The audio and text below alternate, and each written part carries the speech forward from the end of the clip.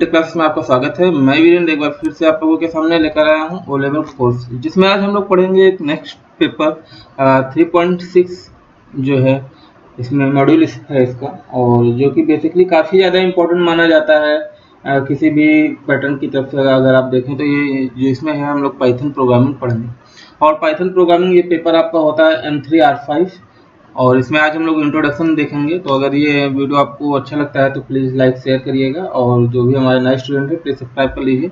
ठीक है, तो चलिए टाइम ना वेस्ट करते हुए चलते हैं और देखते हैं क्या है। देखिए यहाँ पे जो दे रखा है नीलेट वालों ने, डिटेल सिलेबस दे रखा है। ठीक है, इसकी जो फर्स्ट यूनिट है, फर्स्ट यूनिट में हम लोग इंट्रोडक्शन पढ़ेंगे कि बेसिक मॉडल्स क्या होते हैं कंप्यूटेशंस के।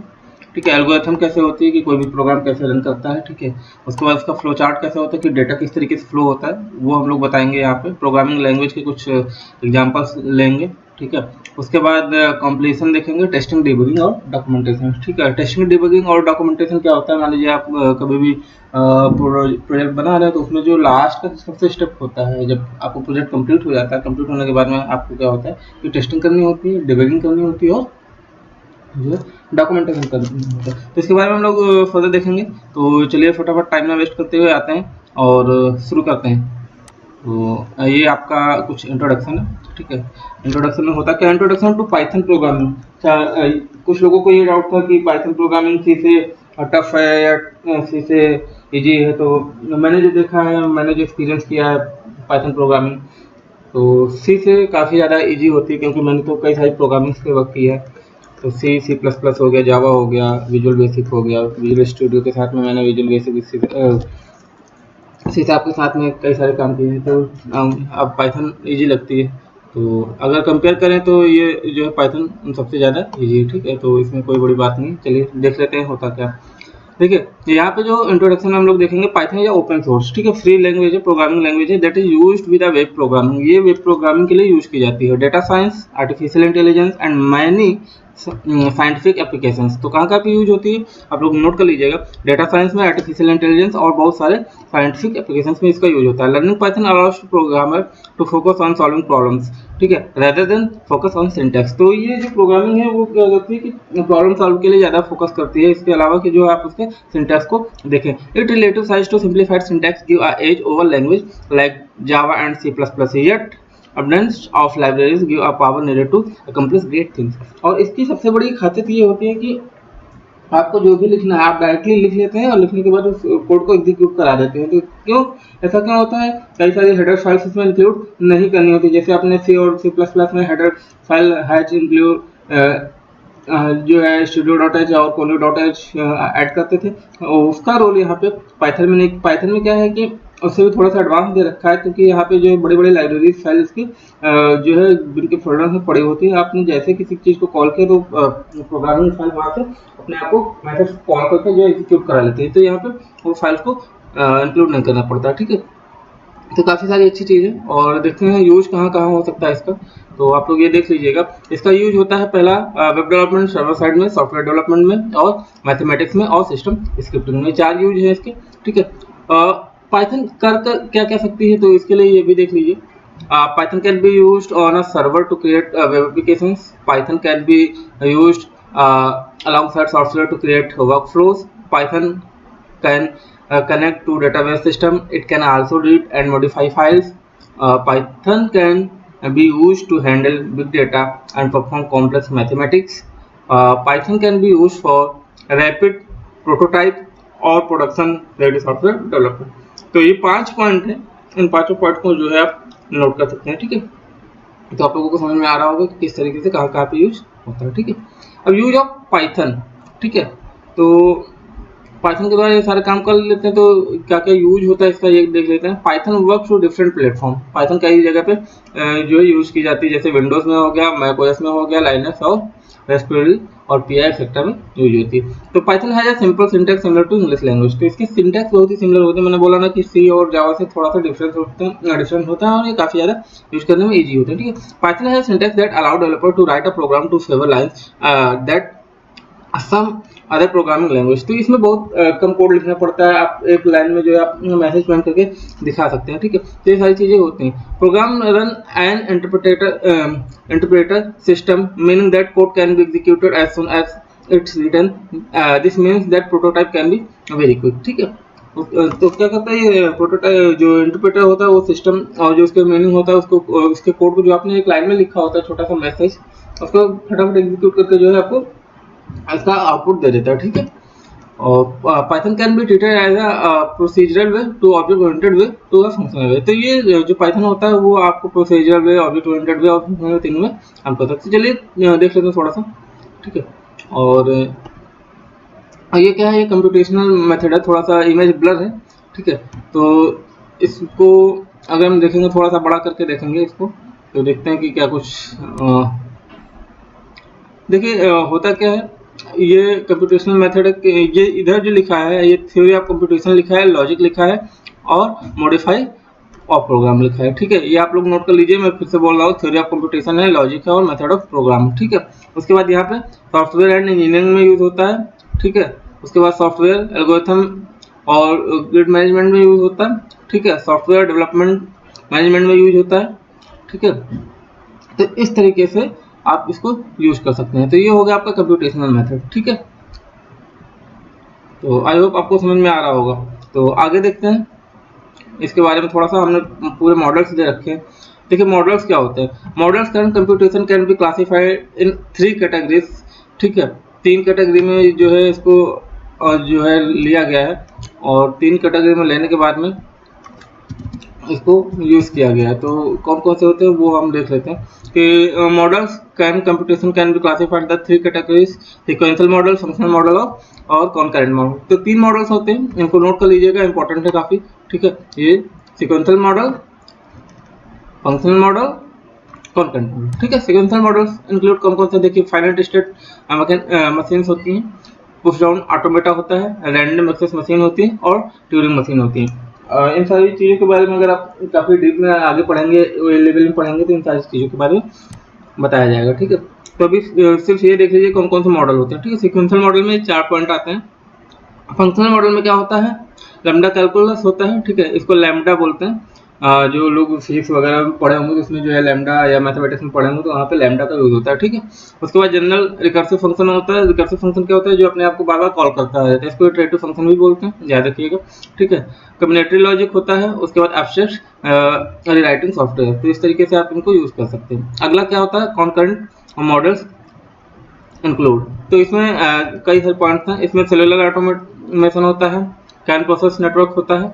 ठीक है, पिटरी नेट्स होता है, सिंक्रोनस डेटा फ्लो होता है, इंटरेक्शन नेट्स होता है और एक्टर मॉडल्स होता है। तो ये सारे जो मॉडल्स हमने बताए हैं, और मॉडल्स के अंदर कौन कौन से होते हैं, आप इनका जो है स्क्रीनशॉट लेकर के रख लीजिएगा, या फिर जो है वीडियो को पॉज करके आप नोट कर लीजिएगा। इंपॉर्टेंट बहुत है ये पॉइंट्स जो मैं बता रहा हूँ, और एग्जाम में आएंगे जरूर।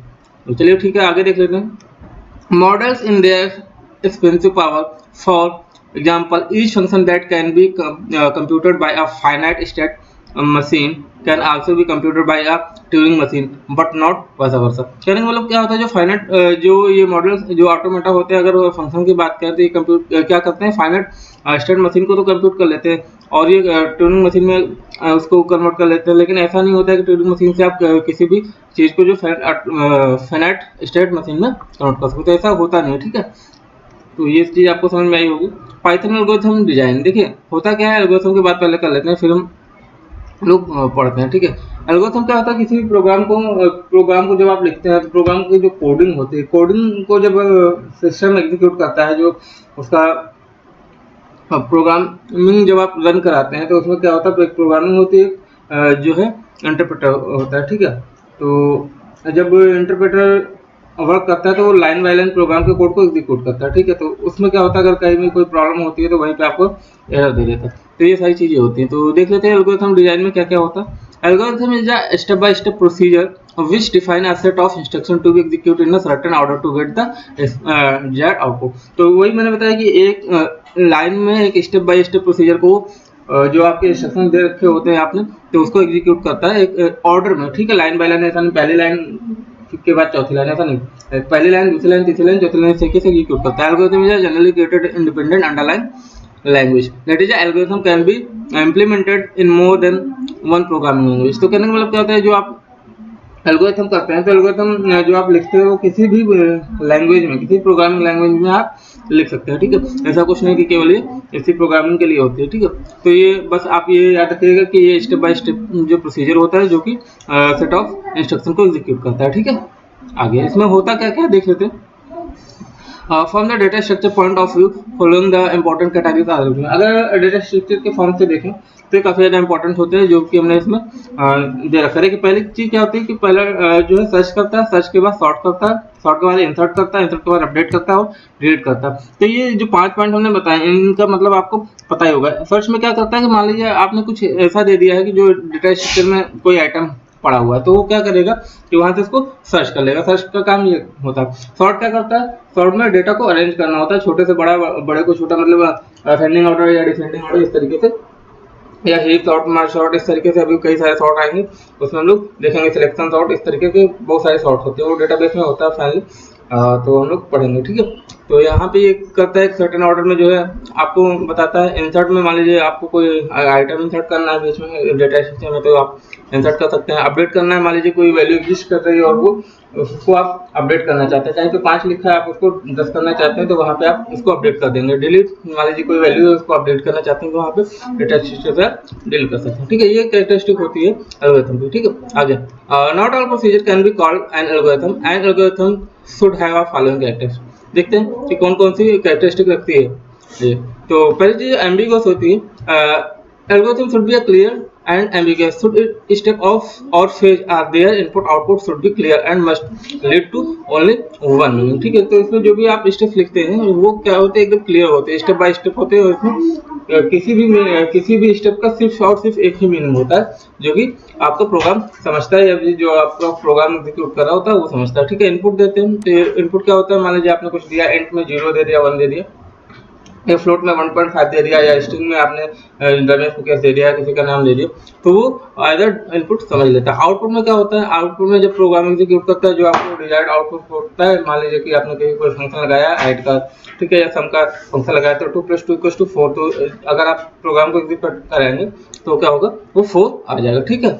फाइनेट्स क्या होता है कि फाइनेट्स में एक लिमिटेड स्टेप तक जो है प्रोग्राम एग्जीक्यूट करता है, उसके बाद में वो टर्मिनेट हो जाता है। मान लीजिए आपको एक सीरीज प्रिंट करानी है 1 to 10 तक, तो वो जो है और सब में एक का इंक्रीमेंट करेगा, तो क्या होगा, फॉर लूप का यूज कर लेंगे या वाइल का यूज कर देंगे, जैसा भी आपको यूज करना होगा। तो वो स्टेप 9-10 स्टेप तक एग्जीक्यूट करेगा 1 से, उसके बाद वो टर्मिनेट हो जाएगा। 1 to 10 एग्जीक्यूट करेगा, उसके बाद में वो टर्मिनेट हो जाएगा, ठीक है। फिजिबिलिटी क्या होती है, फिजिबिलिटी क्या होती है कि काफी इजीली रिसोर्स को जो है यूज कर लेता है, फिजिबल होता है, ठीक। इंडिपेंडेंट क्या होता है, an algorithm should have a step by step direction which should be independent and programming code. तो ये क्या होती है, जो एल्गोरिथम होती है वो स्टेप बाय स्टेप जो है डायरेक्शंस को रीड करती है, उसके बाद एग्जीक्यूट करती है, ठीक है। उसके बाद जो है आपको डिजायर्ड आउटपुट दे देती है। तो ये सारी चीजें थी एल्गोरिथम के बारे में। अब हम लोग देखते हैं कि एल्गोरिथम लिखते कैसे हैं, ठीक है। हमने इतना पढ़ लिया, अब आइडिया होगा कि एल्गोरिथम लिखी कैसे जाए, ठीक है। तो यहाँ पे देख लेते हैं, there are no well defined standard to writing algorithm. कोई अभी तक स्टैंडर्ड डिफाइन एल्गोरिथम का कोई मेथड नहीं आया कि आपको किस तरीके से लिखना है। rather than problem and resource dependent, algorithm are never to return a support of particular programming code, ठीक है। तो एल्गोरिथम कोई प्रोग्रामिंग कोड को एग्जीक्यूट नहीं करता, पहली चीज तो ये किसी प्रोग्रामिंग कोड को सपोर्ट नहीं करता, और इसको लिखने का बस एक और एक मात्र ये तरीका है कि अगर आपने कोई प्रॉब्लम ली है तो उस प्रॉब्लम को स्टार्ट से शुरू करते हैं, और एक एक स्टेप बाय स्टेप जो है आप अपने अकॉर्डिंग उसको लिखेंगे, वही क्या होती है, और वो एल्गोरिथम होती है, ठीक है। As you know, as the programming language their basic code construct like a loop में क्या होता है, डू फॉर और व्हाइल लूप होता है, flow control if else, this common construct can be use for different algorithm. तो reason ये होता है कि मान लीजिए आप इटरेटिव फंक्शन का यूज कर रहे हैं, ठीक है, तो वहाँ पे आप लूपिंग का यूज करेंगे। तो लूपिंग में क्या स्टेप बाय स्टेप जो है उसको एग्जीक्यूट करेगा। उसके बाद में we write algorithm in step by step manner, तो एल्गोरिथम स्टेप बाय स्टेप लिखी जाती है, but it not always the case. तो कभी कभी ऐसा हो जाता है कि ये सारी, कभी कभी जनरली नहीं है, तो क्या होता है कि कभी कभी ये जो है हर एक केस में सॉलिड नहीं बैठती। एल्गोरिथम राइटिंग या procedure and execute after the problem domain is well defined, that is we should know problem domain for which we are designing a solution। तो इस तरीके से जो स्टेप बाय स्टेप मैनर में इसको लिखते हैं, लेकिन ऐसा नहीं है कि ये हमेशा काम कर। लेकिन जब हम इसको एग्जीक्यूट कराते हैं तो ये एक काफ़ी ज़्यादा वेल डिफाइंड मैनर में होता है, ठीक है। और उसके बाद में ये डिजाइनिंग का सोल्यूशन दे देता है। एग्जांपल देख लेते हैं। Let's try to algorithm writing example. तो मान लीजिए कि यहाँ पे हमको एक 2 नंबर का ऐड करना है, उसका रिजल्ट देखना, तो हम लोग एल्गोरिथम इसके लिए क्या लिखेंगे? सबसे पहले स्टार्ट करेंगे, ठीक है। उसके बाद डिक्लेयर कर देंगे इंटीजर ए, बी और सी, ठीक है। उसके बाद में ए और बी की वैल्यू डिफाइन करेंगे, ठीक है। उसके बाद में क्या करेंगे, जो सी ए और बी होंगे उसमें वैल्यू देंगे। उसके बाद स्टेप 4 में आउटपुट स्टोर कराने के लिए चौथा स्टेप में सी को डिफाइन कर देंगे। उसके बाद सी में जो कैलकुलेशन वाला पार्ट होगा वो रख देंगे, C equal to A plus B रख देंगे। उसके बाद सी को प्रिंट करा देंगे, उसके बाद स्टॉप कर देंगे। तो आपको समझ में आ रहा होगा, ठीक है। अगर प्रोग्राम में देखें, ठीक है, तो देख लेते हैं। चलिए प्रोग्राम में हम आ गए, ठीक है, और दिखाते हैं। देखिए ए इक्वल टू 2 ले लिया हमने, ठीक है। उसके बाद में बी इक्वल टू 3 ले लिया, ठीक है। उसके बाद में सी इक्वल टू क्या ले लिया, ए प्लस बी ले लिया, ठीक है। ए प्लस बी ले लिया, सॉरी ए प्लस बी ले लिया। अब क्या कर लेंगे, पी आर आई एंटी प्रिंट करेंगे। तो क्या करेंगे, प्रिंट में हम इसको सी कर देंगे, ठीक है, सी कर देंगे और यहाँ पे प्रिंट करा लेंगे, ठीक है। तो अब ये देखिए इतना ही इजी है प्रोग्राम लिखना, ठीक है। आप लोग देख पा रहे होंगे हमने कुछ नहीं किया, ना कोई वैल्यू डिफाइन की, ए क्या है बी क्या है, बस हमने वैल्यू डाल दी, ठीक है। तो जैसे 2 और 3 हमने लिया तो सिस्टम ने इसके जो कोड जो पाइथन ने ये समझ लिया कि 2 और 3 क्या है, इंटीजर है। और देखिए 2 ले लिया, 3 ले लिया और एक वेरिएबल ले लिया, ठीक है।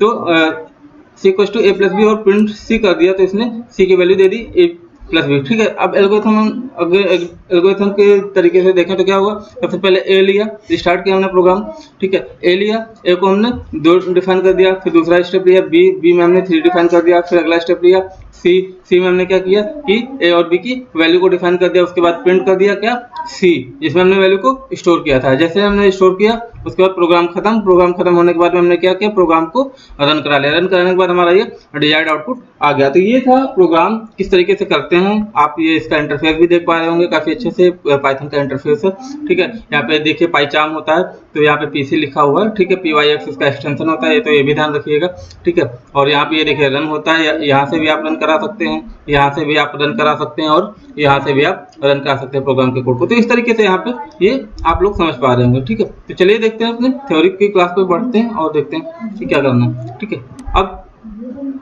अब नेक्स्ट है, मान लीजिए कि अब हम यहाँ पे एल्गोरिथम में जो प्रोग्राम के कोड को अल्टरनेट जो है किस तरीके से लिखा जा सकते हैं। स्टार्ट ऐड करेंगे, गेट वैल्यू ए बी करेंगे, C equal to A plus B करेंगे, डिस्प्ले सी कर देंगे, स्टॉप कर देंगे। वही बात है जो हमने प्रोग्राम में भी बताई, ठीक है। तो आप यहाँ से देख पा रहे होंगे। अगला, in design analysis of algorithm usually the second method used to describe an algorithm. तो जनरली इस मेथड को जो है ज्यादातर जो है डिफाइन किया जाता है। It make it easy for the analyst to analyse the algorithm, ignore to unwanted definitions. तो ऐसा क्या होता है, इसका कहने का मतलब ये होता है कि अगर आप इस मेथड से कर रहे हैं तो जो है आपको ज्यादा सारे कोड को एग्जीक्यूट कराने के लिए एल्गोरिथम नहीं लिखनी पड़ती, ठीक है। He can observe that the option are being used how to process it flowing, ठीक है। तो ये क्या करता है कि डेटा को किस तरीके से फ्लो हो रहा है, प्रोसेस किस तरीके से वर्क कर रहा है, इस तरीके से। राइट स्टेप नंबर ऑप्शनल, ठीक है। कोई जरूरी नहीं होता है कि आप कितने नंबर का जो है लिखना है। देखिए ऊपर वाला जो एल्गोरिथम हमारा था वो 7 नंबर तक का, और ये यहाँ हमारा 5 नंबर में हो गया, ठीक है। आगे देख लेते हैं। तो यहाँ पे देखिए यहाँ पे क्या होता है, यहाँ पे एक प्रॉब्लम दे रखी है, प्रॉब्लम को सॉल्यूशन 1 है, 2 है, 3 है, 4 है। तो जिस तरीके से आप एग्जीक्यूट करना चाहें उस तरीके से आप प्रोग्राम के कोड को लिख सकते हैं, ठीक है। अब देखिए यहाँ पे हमने एक जो है एक ग्राफिकल वे दे दिया है और आप यहाँ से देख सकते हैं। डेटा स्ट्रक्चर पाइथन जो भी हम लोग पढ़ रहे थे कई जगह पे डेटा स्ट्रक्चर, तो वहाँ पे ये चीज़ होती है। देखिए बिल्ड इन डेटा स्ट्रक्चर और यहाँ पे यूजर डिफाइंड डेटा स्ट्रक्चर। तो ये यहाँ पे क्या होता है, जो पहले से ऑलरेडी बना हुआ लिस्ट बना है, टपल बना है, सेट ऑफ डिक्शनरी बनी है, ठीक है। इसके बारे में हम लोग पहले से ही ऑलरेडी देखेंगे। और इसमें क्या है, यूजर डिफाइंड डेटा स्ट्रक्चर में क्या होता है, स्टैक होता है, क्यू होता है, ट्री होता है, लिंक लिस्ट होता है, ग्राफ हो, हैश मैप। इन सारे चीज़ों के बारे में हम लोग डिस्कस करेंगे आगे, ठीक है। तो चलिए देखते हैं यूजर डिफाइंड डेटा स्ट्रक्चर में क्या होता है, वो हमने बता दिया। इसमें array, stack, Q, tree, link list, graph और हैश मैप, ठीक है, हैश मैप। तो इसमें क्या होता है, ये क्या होता है, array single element similar type of data item होता है इसमें लिखाने, ठीक है। और लिंक लिस्ट लीफो फीफो होता है। ठीक है। लिफो का मतलब होता है लास्ट इन फर्स्ट आउट, और फिफो का मतलब सॉरी, ये लिफो जो होता है वो स्टैक सेक्टर में स्टैक, और क्यू में क्या होता है, फिफो होता है फर्स्ट इन फर्स्ट आउट। ठीक है, जो पहले आया वो पहले पाया जाएगा। एग्जाम्पल ले लेते हैं, रेलवे की लाइन, अगर आप टिकट लेने जा रहे हैं तो वहाँ पे खिड़की में जो भी पहले आता है आदमी वो पहले टिकट लेके वापस चला जाता है। ठीक है।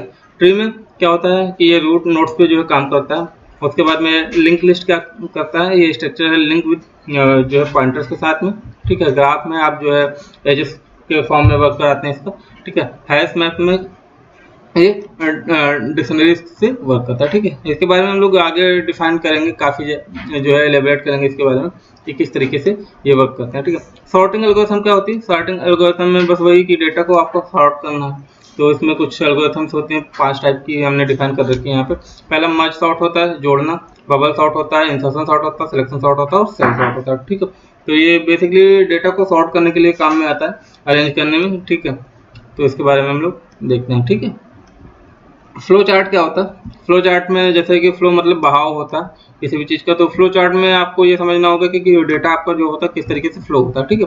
Flow chart is a graphical representation to an algorithm. अभी हम लोग स्टेप बाय स्टेप हम लिख रहे थे। अब फ्लो चार्ट में क्या होता है कि हमको ये पता चलता है कि जो हमारा डेटा फ्लो होगा तो उसका ग्राफिकल रिप्रेजेंटेशन कैसे होता है, किस तरीके से वर्क करता है। ठीक है। तो देखते हैं, programming often use it as a program planning to tool or solve a problem. It make use of symbol which are connected among them to indicate the flow of information and processing. The process of drawing a flow chart for an algorithm is known as a flow chart. ठीक है। तो मतलब कि किसी भी programme से related information को graphically represent करना और उसमें ये बताना कि आपका डेटा किस तरीके से फ्लो हो रहा है, तो इस डेटा को हम लोग फ्लो चार्टिंग बोलते हैं। ठीक है। Flow chart graphically represent the flow of a program. There are 4 basic step used in flow chart. Each step है स्पेसिफिक यूज। देखिए, ओवल होता है स्टार्ट और एंड के लिए यूज करते हैं, इस चीज़ को आप नोट कर लीजिएगा। ठीक है। ओवल स्टार्ट एंड के लिए होता है, पैरेललोग्राम इनपुट आउटपुट के लिए डिपेंड करता है, रेक्टेंगल आपका कैलकुलेशन दिखाता है, डायमंड क्या करता है, सिलेक्शन स्ट्रक्चर दिखाता है। ठीक है। तो अभी तो ये जो है अब हम लोग देखेंगे इसमें, ये देखिए आपका ये हमने ग्राफिकल रिप्रेजेंटेशन कर रखा है। ये स्टार्ट एंड जो है ओवल आपका दिखाएगा, इनपुट आउटपुट का रेक्टेंगल दिखाएगा। ठीक है। ये कैलकुलेशन पार्ट दिखाएगा और डायमंड आपका सिलेक्शन वर्क दिखाता है। तो इस तरीके से आप इसको समझ सकते हैं। आगे देख लेते हैं यहाँ पे, arrows can not be basic shape in a flow chart. ठीक है। तो एरो का कोई बेसिक चार्ट नहीं होता। देखिए, ऊपर हमने कोई एरो नहीं लगाया, नीचे हमने एरो लगा रखा है, तो ये रिप्रेजेंट कर रहा है कि जो है ऊपर से नीचे की तरफ ये फ्लो हो रहा है। तो बेसिकली जो भी हम लोग वर्क करते हैं तो वो ऊपर से नीचे की तरफ ही फ्लो करता है, तो एरो का कोई शेप नहीं होता है। The shape and arrow in the flow chart describe the flow of an program from start to end. Flow chart typically flow from the top of the top to bottom or flow from the left to right. The below description of a simple program. ठीक है। The program start, the program print out output, finally the program end. ठीक है। अब flow chart ज़्यादा simple programme. मान लीजिए यहाँ पे हमने स्टार्ट किया और यहाँ पे हमने कैलकुलेशन कर दिया, उसने जो है आउटपुट जो भी लेना है वो हमको दिखा दिया और यहाँ पे एंड हो गया। ठीक है। तो प्रोग्राम के पॉइंट ऑफ व्यू से हम देखते हैं कि क्या होता है। The Python code is corresponding to flow chart is. ठीक है। स्टार्ट, प्रिंट आउटपुट और एंड, जैसा कि प्रोग्राम में हमने देखा था। ठीक है। आगे देखते हैं क्या होता है। A description of program that include a calculation is below. ठीक है।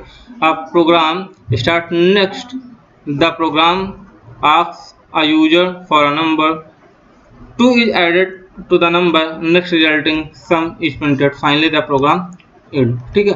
तो क्या होता है कि यूजर से हम 2 नंबर मांग रहे हैं, उसके बाद वो कैलकुलेशन करेगा, कैलकुलेशन करने के बाद उसका रिजल्ट देगा। देखिए यहाँ पे क्या ओवल में स्टार्ट करेंगे, ओवल में स्टार्ट करने के बाद यहाँ पे इनपुट देंगे, इनपुट देने के बाद में यहाँ पे क्या होगा, वो प्रोसेसिंग करेगा, प्रोसेसिंग करने के बाद वो कैलकुलेट करेगा नंबर और यहाँ पे आपको रिजल्ट दे देगा। ठीक है। और रिजल्ट देने के बाद में जो लास्ट ओवल है आपका, यहाँ पे प्रोग्राम को एंड कर देगा। ठीक है। तो आप इसका जो है अगर फ्लो चार्ट का फिगर का आप पिक्चर्स लेना चाहते हैं तो अपने पास ले लीजिएगा। ठीक है। चलिए आगे देखते हैं। ठीक है। Python code corresponding to flow chart, तो जो हमने ऊपर बताया है उसी का ये देखिए स्टार्ट करेंगे हम। ठीक है। नंबर लेंगे, नंबर में कोई इनपुट दे देंगे, फिर दूसरा नंबर लेंगे, फ्लोट में कोई इनपुट दे देंगे। ये डेटा टाइप बेसिकली होते हैं इनपुट, और जो यहाँ पे हम लोग इंटीजर लेते हैं। और ये फ्लोट में क्या है, फ्लोट आपका डेटा टाइप होता है जो पॉइंट में वैल्यू 1.2 1.5 इस तरीके से वैल्यू लेता है, ठीक है। उसके बाद नंबर प्लस कर देंगे, ठीक है, नंबर के साथ में 2 जोड़ देंगे, ठीक है। उसके बाद क्या करेंगे, जो ये नंबर प्लस है आपका, ये हमने एक जो है एक वेरिएबल ले लिया और वेरिएबल को प्रिंट में हमने करा दिया, उसके बाद एंड करा दिया। तो इस तरीके से जो आपका फ्लो चार्ट होगा वो बन जाएगा, ठीक है।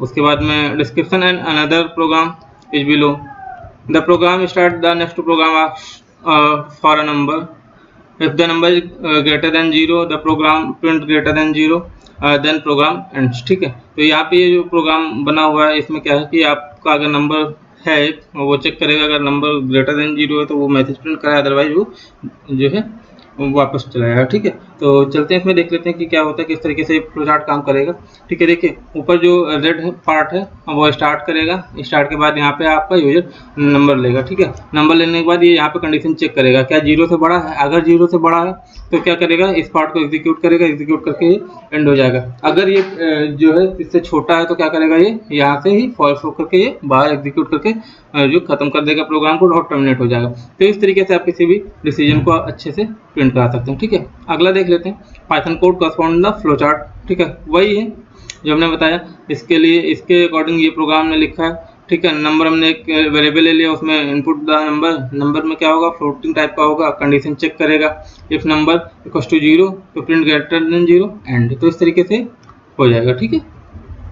तो आप इसमें जो है अब प्रोग्रामिंग के थ्रू हम लोग नेक्स्ट में बताएंगे, हमने आपको एक प्रोग्राम करके दिखा दिया है, ठीक है। तो यहाँ पे बेसिक इंट्रोडक्शन है, तो इसके बारे में बस आप देखते रहिए, फटाफट और थ्योरी का नोट्स आप तैयार करके अपने पास रखते रहिए, ठीक है। The description of the more complex program is below, ठीक है। देखते हैं the program start next program ask for the under user for a number, if the number is greater than 0 the program print greater than 0, if the number is less than 0 the program print less than 0, then the program print done and the program end, ठीक है। तो आप float that desire the program is below. तो इसमें क्या करना है कि जो कोड हमारा एग्जीक्यूट होकर के आएगा वो अगर आपका नंबर छोटा है तो भी प्रिंट करे और बड़ा है तो भी प्रिंट करे, उसके बाद प्रोग्राम को एंड करे। तो वही है, देखिए यहाँ पे जो ओवेल है हमने स्टार्ट किया, स्टार्ट करने के बाद यहाँ से यूजर इनपुट कराया, उसके बाद में यहाँ पे क्या होगा कि अगर वो चेक करेगा, ये जो डायमंड है वो डिसीजन बॉक्स होता है, यहाँ पे चेक करेगा अगर नंबर आपका print the number is greater than 0, अगर नंबर ग्रेटर देन 0 है तो क्या करेगा, एग्जीक्यूट करके एंड हो जाएगा। अगर नंबर लेस देन 0 फिर नेक्स्ट कंडीशन पे आएगा। मान लीजिए यहाँ पे आपका नंबर छोटा हुआ तो इस पे आ जाएगा, यहाँ पे चेक करेगा क्या नंबर लेस देन 0, अगर हाँ नंबर लेस देन 0 है तो इस प्रोग्राम को एग्जीक्यूट करेगा, उसके बाद आउटपुट दे देगा, आउटपुट देने के बाद में एंड हो जाएगा। मतलब कि ये जो कंडीशंस लिखी है इस कंडीशन में आपको एक ना एक आउटपुट मिलना ही है दोनों कंडीशंस में। तो इस तरीके से प्रोग्राम को एग्जीक्यूट करेगा और ये इसका ग्राफिकल रिप्रेजेंटेशन फ्लो चार्ट है, ठीक है। तो आप इसको नोट करके रख सकते हैं। तो चलिए आगे बढ़ते हैं और देखते हैं क्या। देखिए ये इसका कोड है जो हमने किया है, ठीक है। इनपुट वेरिएबल ले लिया है, इसमें हमने नंबर इनपुट करा दिया है और फ्लोट टाइप का, इंटीजर टाइप का, जिस तरीके का आप लेना चाहे उस तरीके का ले सकते हैं, ठीक है। उसके बाद कंडीशन दे रखी है इफ, ठीक है। नंबर क्या है आपका 0 है तो प्रिंट कर दे वो नंबर ग्रेटर देन 0 है, अगर नंबर लेस देन है तो वो आपको प्रिंट कर दे, वो प्रिंट में वो लिख दे डन और एंड करके चला जाए वापस, ठीक है। तो इस तरीके से जो है आपका फ्लो चार्ट हुआ। तो हमने कई सारे जो है आपको इसके एग्जांपल्स बता दिए हैं, बेसिकली लोग इतना नहीं बताते हैं। चलिए ठीक है, हम लोग देखते हैं प्रोग्रामिंग लैंग्वेज पे। प्रोग्रामिंग लैंग्वेज के बारे में थोड़ा सा देख लेते हैं कि आजकल हमारे पास कितनी प्रोग्रामिंग लैंग्वेज जो है जिसके बारे में हम लोग काम कर लिए हैं और आगे आने वाले टाइम में करेंगे। तो बेसिकली हम लोग वही जो हम लोग करते आ रहे हैं प्रोग्रामिंग लैंग्वेज यूज, तो वो सारी चीज़ें यूज होंगी। अब प्रोग्रामिंग लैंग्वेज है formal language computing a set of instruction to produce various kind of output. मतलब ये क्या होती है, सेट ऑफ इंस्ट्रक्शंस होती हैं जो किसी भी काम के आउटपुट को एक स्टेप वे में आपको प्रोवाइड करते हैं उसका output. Programming language are used in a computer programming implementation algorithm, और इन्हीं के लिए जो हम कंप्यूटर इम्प्लीमेंटेशन एल्गोरिथम बनाते हैं, ठीक है। अब प्रोग्रामिंग लैंग्वेज है vocabulary at set as a grammatical rules to instruction computer to compute device to perform specific task. होता क्या, जो प्रोग्रामिंग लैंग्वेज लिखते हैं ये एक तरीके की वोकैबुलरी होती है और ग्रामर के रूल्स होते हैं जिनके इंस्ट्रक्शन से कंप्यूटर या जो आपकी कंप्यूटर डिवाइस होती है, कंप्यूटिंग डिवाइस होती है,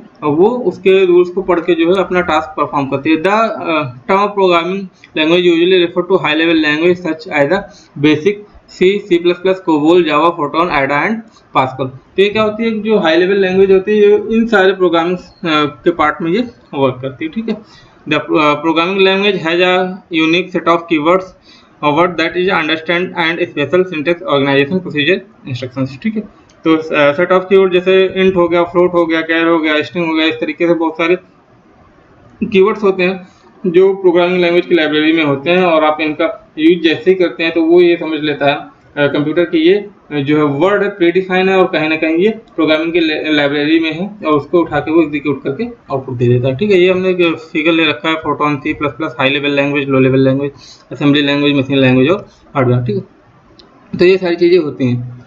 अब आगे पढ़ते हैं, फटाफट देख लेते हैं क्या होता है।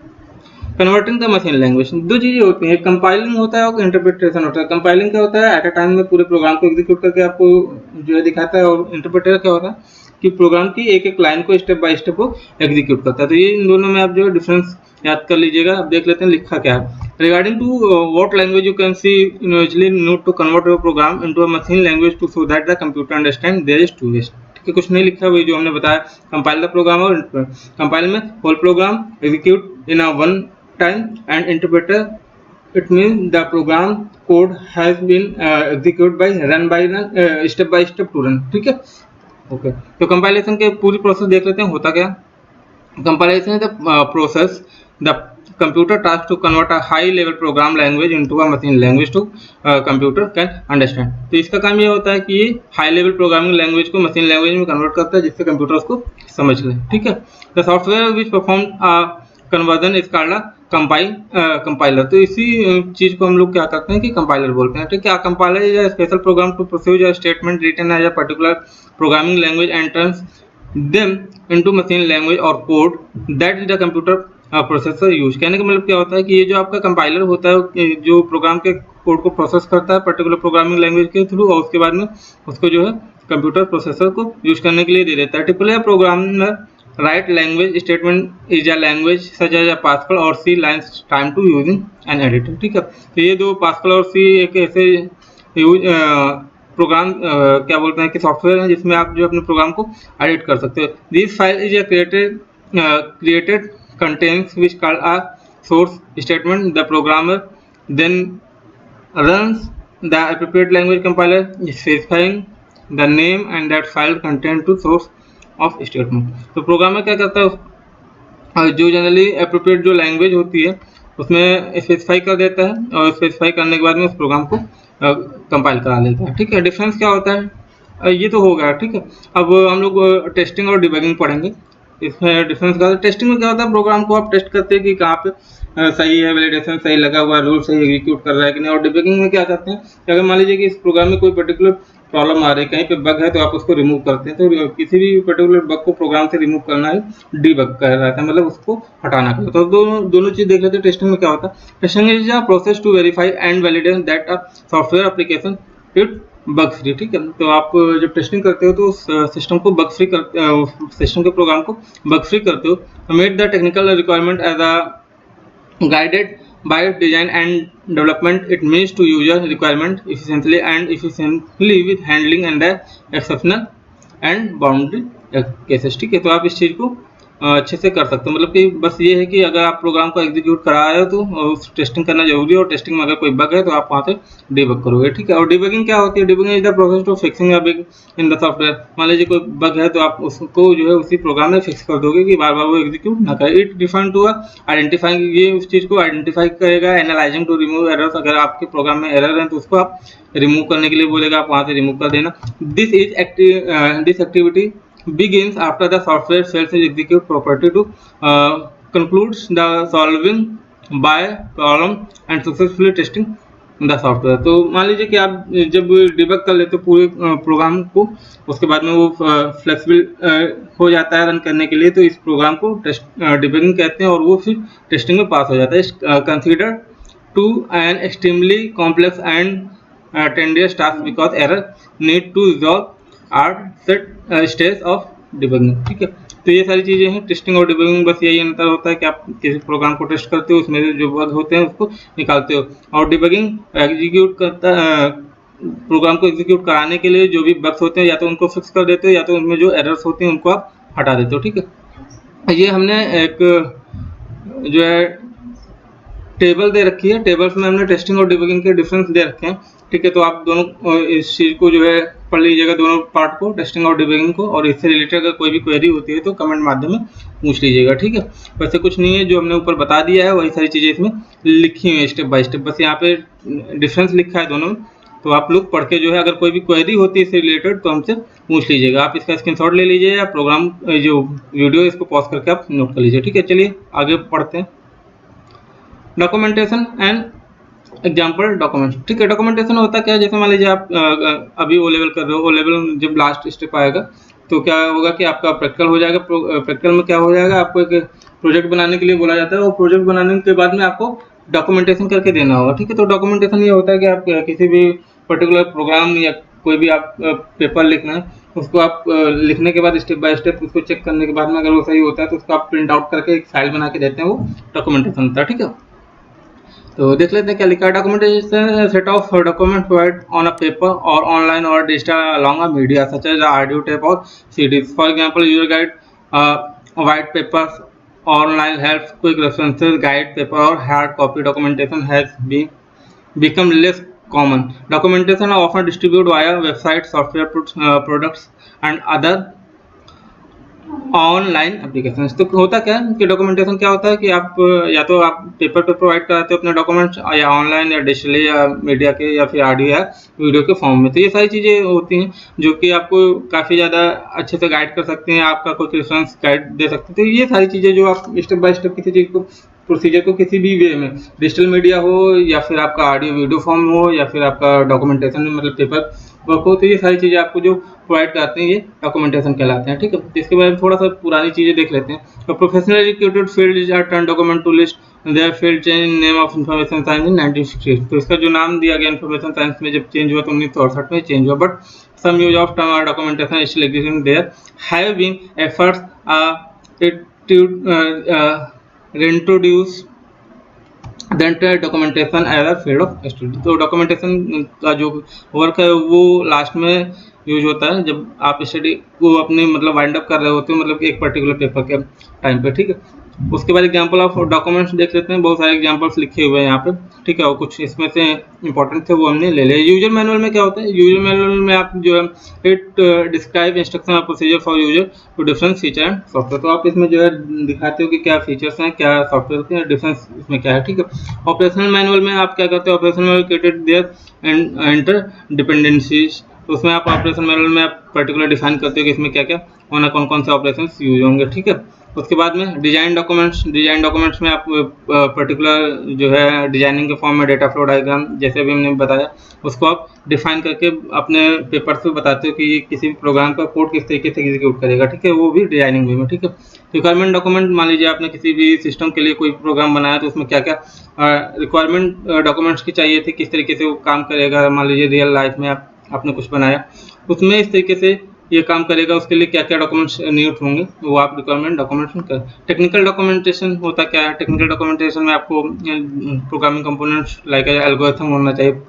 और फ्लो चार्ट होना चाहिए, प्रोग्राम कोड्स होना चाहिए, फंक्शनल मॉड्यूल्स होना चाहिए। तो ये सारी चीज़ें आपके टेक्निकल डॉक्यूमेंट्स में आ जाए। उसके बाद टेस्टिंग होता है। टेस्टिंग में आपने जो भी मॉडल दिया है, जो भी टेस्ट केस हैं, जो भी वैलिडेशन प्रॉपर है, तो इसका ये टेस्ट केस में पास होते हैं या नहीं पास होते हैं। अगर पास होते हैं तो उसके रिगार्डिंग आपको टेस्टिंग डॉक्यूमेंट्स प्रोवाइड करने होते हैं। ठीक है, लिस्ट ऑफ नॉन बग्स। मान लीजिए सब कुछ फाइनल हो गया, आप प्रोग्राम को क्या कर रहे हैं कि एग्जीक्यूट कर रहे हैं। एग्जीक्यूट करने के बाद में उस प्रोग्रामिंग में काफ़ी ज़्यादा बग्स हैं, तो आपको क्या करना होता है कि जो भी एक टेस्टिंग सॉफ्टवेयर का जो इंजीनियर होता है वो उस बग्स को नोट करता है। ठीक है, और बग्स को नोट करने के बाद में वो पर्टिकुलर पेपर प्रेजेंट करता है कि पर्टिकुलर पेपर में इतने सारे बग्स निकले। तो वो सारी चीज़ें जो लिस्ट ऑफ होता है बग्स का वो एक तैयार करके दिया जाता है। ठीक है, उसके बाद में जो प्रोग्रामर्स होते हैं उस बग्स को हटाते हैं। तो ये सारी चीज़ें थी। तो आज के लिए इंट्रोडक्शन में ये पहली यूनिट हमने फिनिश कर दी।